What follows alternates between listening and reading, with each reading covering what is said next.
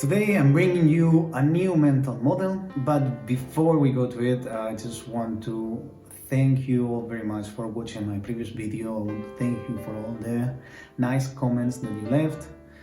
If you haven't watched it yet, I will leave it somewhere here. Previous videos about the dichotomy of control. And again, thank you very much for all your inputs and views. I'm Borja Marin, and this is Corporate Cat. Let's get to it. So today I bring you a new mental model, but before we get to it, I just want to speak a little bit more in general about mental models. I explained in the previous video that no mental model is fully accurate. They're just a way to simplify the world around us so it can help us taking better decisions. But mental models are as well tools. And what happens with tools is the more tools you have, more accurate your decisions, your actions will be. So if you are a mechanic and you only have a hammer, probably you will try to use the hammer for everything, even though what you need is a screwdriver. So a piece of advice on mental models, if you like them, try to investigate as many as possible, because every mental model that you manage to interiorize is a new tool for your toolshed. And now let's go for today's mental model.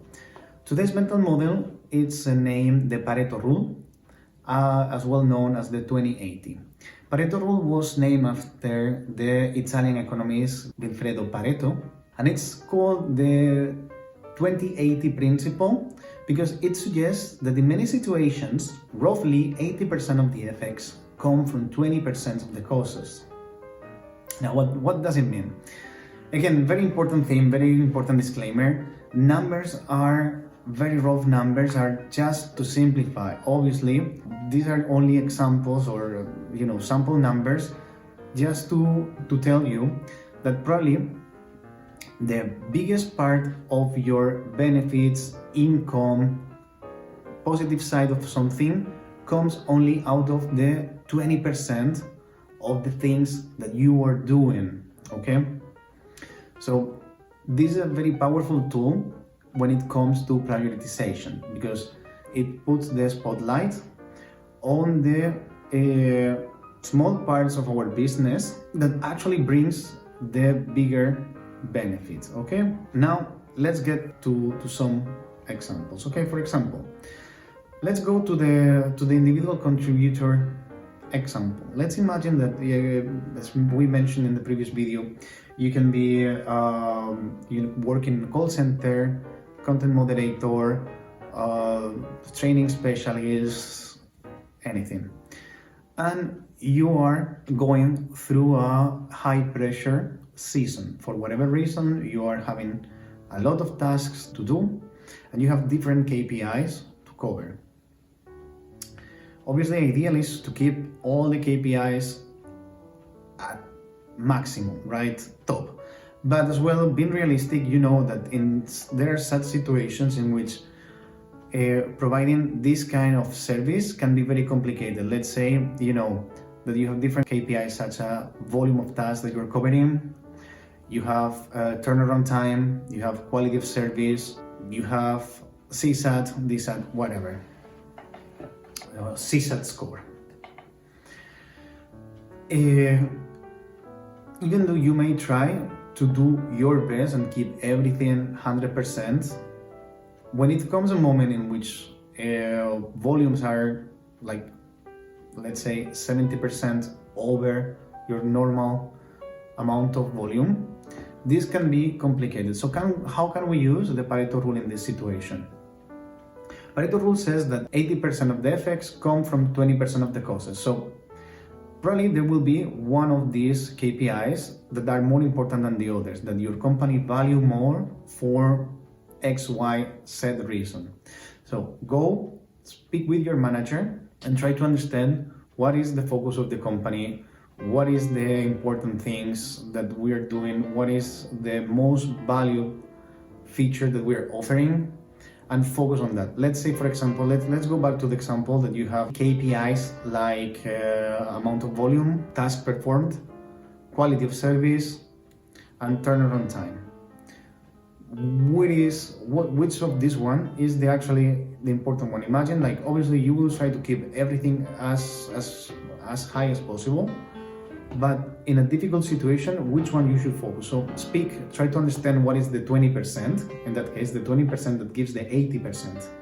Let's imagine you speak with your manager and says, like, the most important thing is having as many customers as possible, because every customer cashes in. So our 20% will be amount of tasks. Having the most number of clients should be our 80% effort, and the other 20% will go to the quality and the turnaround time.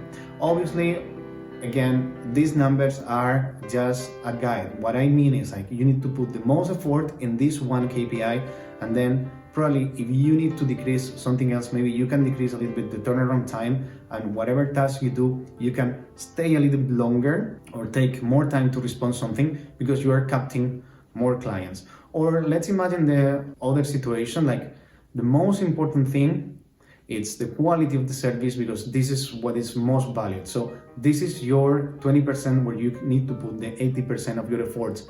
It doesn't matter that you have a lot of volume.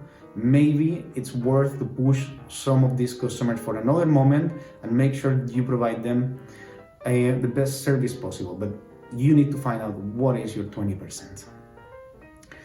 Let's go with an example that you're a manager, you're a people manager. How can you apply a Pareto rule? And I will give you a very specific example.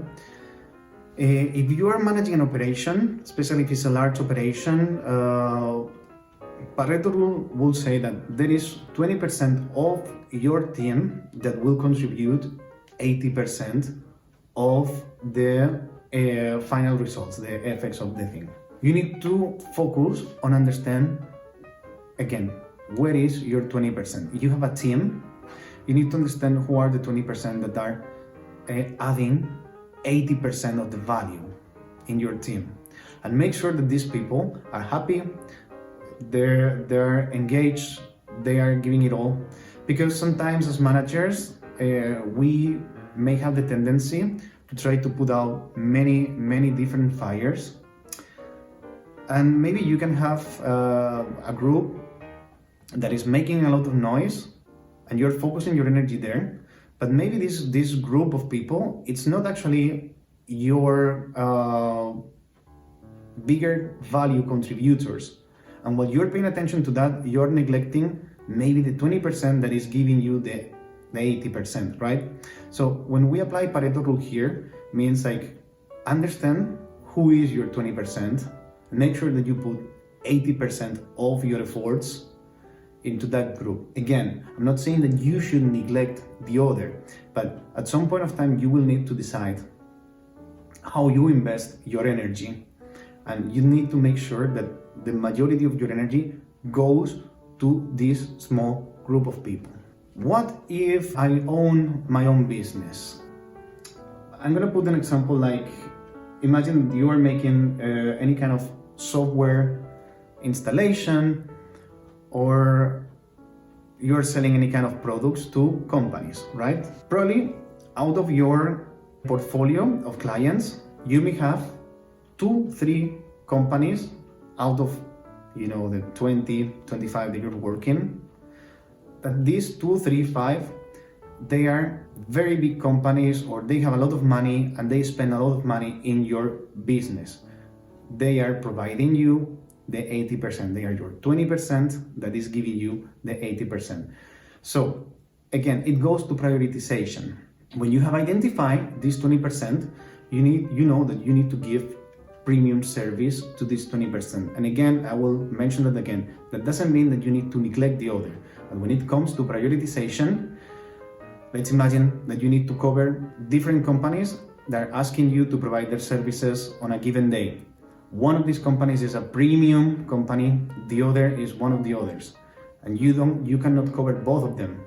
The ideal is if you find to cover both of them, but if you need to choose, you will need to choose this one, because this one is providing you more, so you need to do something extra for this.